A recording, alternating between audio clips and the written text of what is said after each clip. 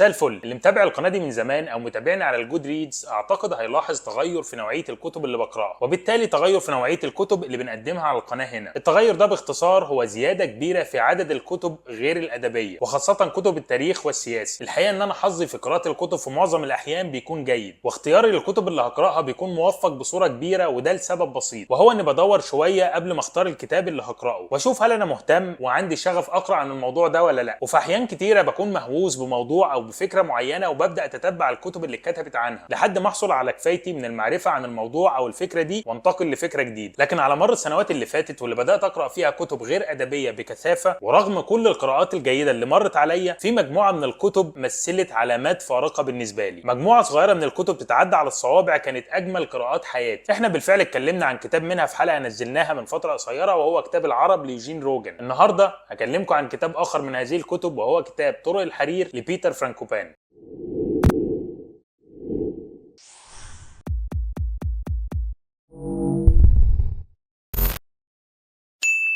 كتاب طرق الحرير للمؤرخ البريطاني بيتر فرانكوبان هو كتاب موسوعي بيعيد الكاتب من خلاله كتابة تاريخ العالم من وجهة نظر تجارية، وخاصة شبكة طرق الحرير اللي ربطت الشرق والغرب، وكان ليها تأثير عظيم على التبادل التجاري والثقافي والفكري اللي حصل لمئات السنوات بين الحضارات اللي امتدت على طوله.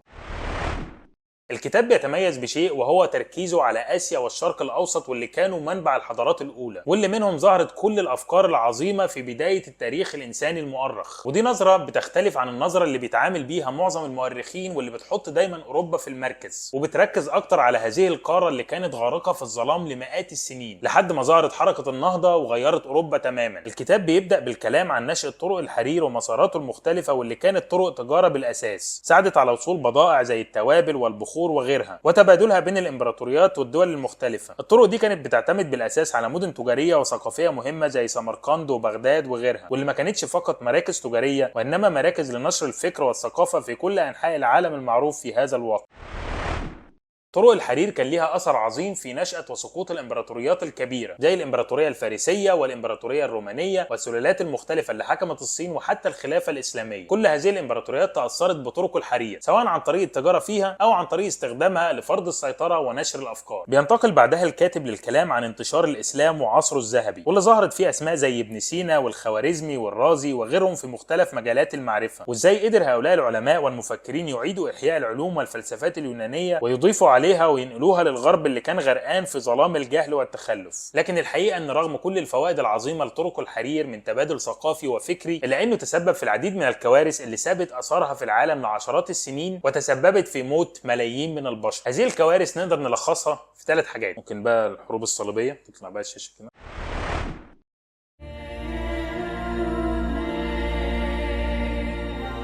حسبما يرى الكاتب، فالحروب الصليبية لم تكن حروب دينية، أو على الأقل ما كانتش حروب دينية بالأساس، وإنما الدافع من وراها بنسبة كبيرة كان السيطرة على طرق التجارة والتربح منها، وده اللي عملته مدن إيطالية اشتهرت بالتجارة زي البندقية وغيرها، واللي كان ليها صلة مباشرة بالحملات الصليبية اللي انطلقت للسيطرة على الشرق بحجة حماية طرق الحج من المسلمين.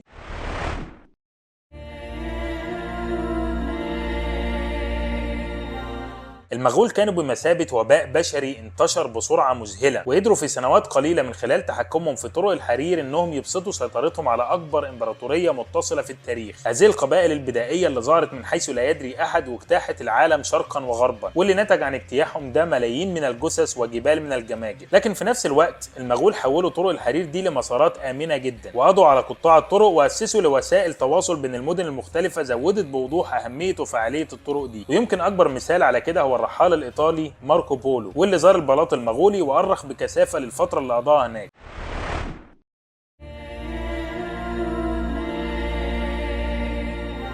الطاعون الأسود مثل واحدة من أكبر الكوارث في تاريخ الإنسانية، وقضى على ملايين البشر في طريق. هذا المرض المخيف اللي قضى على مدن بأكملها انتشر من خلال طرق الحرير، وأضعف الكثير من الإمبراطوريات اللي في طريقه، وشبه تسبب في انهيار الاقتصاد العالمي لسنوات.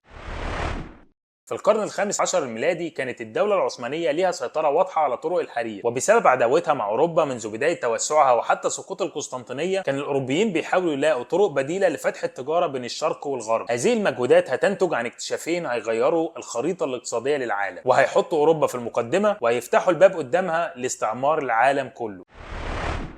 الاكتشاف الاول هو طريق رأس الرجاء الصالح اللي بيلف حوالين افريقيا، واللي اكتشفه البرتغاليين في نهايات القرن الخامس عشر الميلادي. والتاني هو اكتشاف كولومبوس لامريكا الجنوبيه بالخطأ. الاكتشافين دول هيدوا لاوروبا مفاتيح جديده للتجاره بعيدا عن طرق الحرير اللي بيسيطر عليها العثمانيين. بعد الاكتشافين دول تضاءلت اهميه طرق الحرير التقليديه مع الوقت، وخاصه مع الثوره الصناعيه في اوروبا واللي حولت اوروبا الى مركز الثقل في الصناعه والانتاج. وهتظل طرق الحرير لعقود طويله دون اهميه كبيره حتى اعاده احياء المشروع تحت مسمى جديد، وهو مبادرة الحزام والطريق الصينية، واللي بتعتبر أكبر مشروع بنية تحتية في التاريخ. الهدف من المبادرة دي هي ربط الصين بعشرات الدول وفتح طريق مباشر للتجارة ولتبادل الثقافة والمعرفة. يا عم ما بنتكلمش السياسة يا عم، الله يكرمك. A few moments later. بص يا أستاذ، الصين زي الزفت على دماغ، اختلفناش. ليهم تاريخهم معانا ايه؟ عملوا معانا ايه؟ اذونا ازاي؟ حتى الآن صفحتهم معانا بيضة، ده بالنسبة لي شيء مهم. صفحتهم معانا بيضة حتى الآن، لو هم أوحش من أمريكا وهيتوحشوا أكتر من أمريكا ما عنديش مانع، بس بقى ايه؟ ما تفضلش أمريكا هي الكسبان. ما انت عارف بايدن، ما هو بايدن ده انا كنت عايزه يخسر عشان هو جربوع وانسان قذر. هل ده معناه ان ترامب هيبقى احسن منه؟ ترامب انيل منه. بس انا بالنسبه لي كنوع من الانتقام الديمقراطيين كان لازم يخسر. ده فكرتي بالظبط، ان امريكا تخسر حتى لو اللي جاي اسوأ، لانه كده كده اسوأ ووضعنا هيفضل زي الزفت وحياتنا هتفضل زي الزفت. مش هتفرق الصين من امريكا، انا ما عنديش مانع، بس لو حاجه هتغيظ امريكا واوروبا انا معاها. فان شاء الله تحياتي للصين، تحياتي لشي جين بينج، وشي جين بينج صح سياده الرئيس، تحياتي ليك وبالتوفيق للصين وكل الصحبه الكريمه في شرق اسيا وجنوب اسيا وكل المناطق دي. ويا ريت بقى تدوروا الضرب في امريكا واوروبا عشان الناس دي تعبونا وطلعوا عين اهالينا بجد. والله انا بكلمكم بجد، والله هيبقى شيء رائع يا اسطى،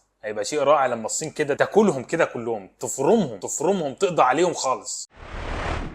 كتاب طرق الحرير من اجمل الكتب اللي قراتها في حياتي، وانا شايف انه كتاب ممتع ومهم وهيعجب اي شخص عنده اهتمام يقرا عن التاريخ الاقتصادي للعالم وازاي الحضارات بتاثر على بعضها البعض. الكتاب كمان مهم لانه بيوضح ان اسيا والشرق كانوا دايما مصدر الثقل الحضاري والفكري، وان المكان اللي خسروها ممكن استعادتها مره اخرى. يا ريت يعني. انا قرات الكتاب باللغه الانجليزيه، لكن الكتاب بقاله فتره مترجم للغه العربيه. الحقيقه ما عنديش اي فكره عن الترجمه ومدى جودتها، فيا ريت لو حد قرا الكتاب باللغه العربيه يقول لنا ايه رايه في الترجمه. كده نكون خلصنا حلقه النهارده، اتمنى انها تكون عجبتكم. ما تنسوش تعملوا لنا فولو على الاكونت بتاع الكتب على انستجرام وعلى تويتر، وما تنسوش اللايك والشير، وما تنسوش تعملوا سبسكرايب للقناه عشان تشوفوا الحلقات اول ما تنزل. معلش يا جماعه والله كان عندي امتحان الفتره اللي فاتت، الحمد لله نجحت، بس كان عندي امتحان الفتره اللي فاتت ما كناش عارفين نعمل حلقات، وعاطف بصراحه قال لي انا مش عايز اجي الا لما تحول لي $1000. عاطف كان عايز نحول له دولارات، قال لي انا ما بشتغلش بالجنيه المصري، هو اللي قال كده مش انا محمد شادي بتاع الكتب. سلام.